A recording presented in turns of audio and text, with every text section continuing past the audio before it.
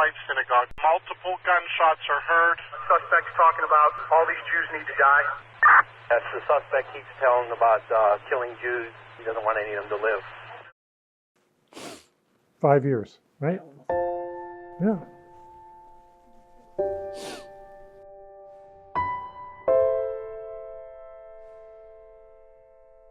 My mother lived with me, and Andrea would pick her up for services on Saturday morning. So we were at home, and I heard Andrea come in. She usually brings a package of goodies, some cookies or something.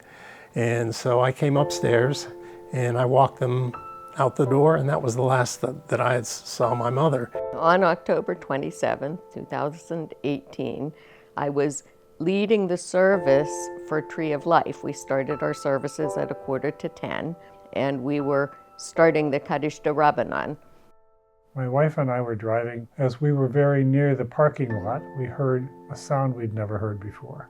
It sounded like an awful sound from hell. And I said, "What the heck is that?" I was in the Pervin Chapel with my mother. Services had just started. Oh, we heard a loud crash. We didn't know what it was. My wife said, "It sounds like gunfire." And I said, "But in Squirrel Hill? On Shabbat?" A couple lines into the Kaddish, we heard a noise. And I knew my brothers went there. They were dedicated congregants, and they went there every day. Both Cecil and David have Fragile X, which is a genetic condition that causes intellectual disability. I said to my husband, "How do I tell my family this?" I just remember my mom screaming in the background that she knew they were both killed. We took off up the steps and we hid. While we were hiding, we were helpless. We had no idea how many people were coming into the building. When he came back in, and that's when we got shot, I just laid there and I did not move because I did not want him to know I was alive. I thought I was going to die. I was telling my mother to be quiet on the floor. She was right next to me. We were head to head. I felt for her pulse, which was very faint, so I knew she was gone. I mean, we lost a large chunk of our morning minyan at one time. Sometimes it's overwhelming because you just want to slide back into what you were, and you can't. Since the trial has happened and we've been able to put the case behind us from a judicial standpoint, we feel a little lighter. Hearing everything and seeing how people like my aunt were terrified for their life, and you can hear that over 911 calls. So I don't think there will ever be closure from that. But we did get the justice that we deserved. It's hard to say that we want to put somebody to death, but that is the maximum sentence that he could get, and that's what we wanted. We heard a lot of people opining that it's not a Jewish attitude to want to sentence somebody to death, and it's not a Jewish attitude to want to take revenge, and it's not a Jewish attitude. We heard this all over. We weren't allowed to talk. It's never going to provide us with complete closure, but it has allowed us to focus on really trying to be more active in terms of fighting anti-Semitism.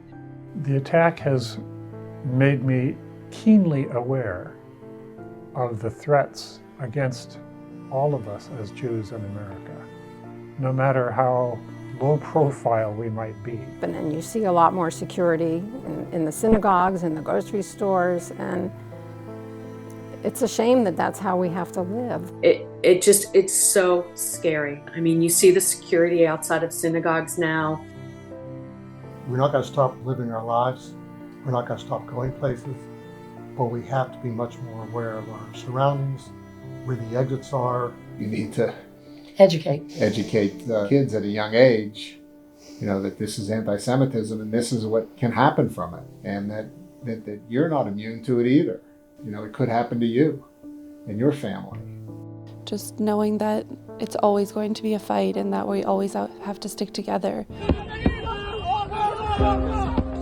October 7th, when Israel was attacked, I had a range of emotions. Not only I was feeling it for Israel, but I was also feeling it for October 27th.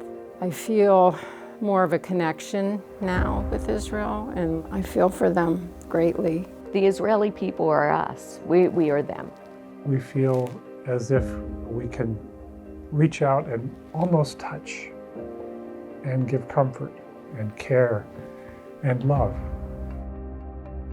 We have Jews around the world, specifically in Israel, that are supporting what happened here in the U.S. on U.S. soil, and they need to know that we support them from here and what's happening now with their loved ones. It was very important that Israel was supportive following the attack. They came to visit me in the hospital. To see that love, support, and solidarity with Israel.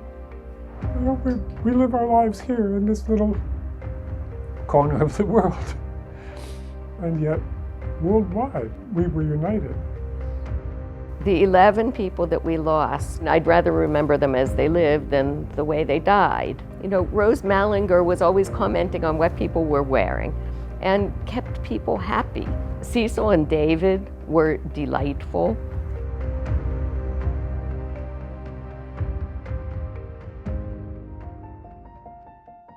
This one moment in time that happened at the synagogue is not going to prevent the synagogue from reopening and more joyous moments happening in the synagogue.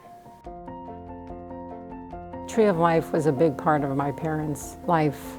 I think they would be very pleased to know that space is not going to stay empty. And it will be something new and something bigger and brighter. I hope someday to be able to stand where our friends died, to be able to embrace their presence because they're still very much with me. We are going to teach the world what community looks like. I hope that the Jewish future here in Pittsburgh is beautiful.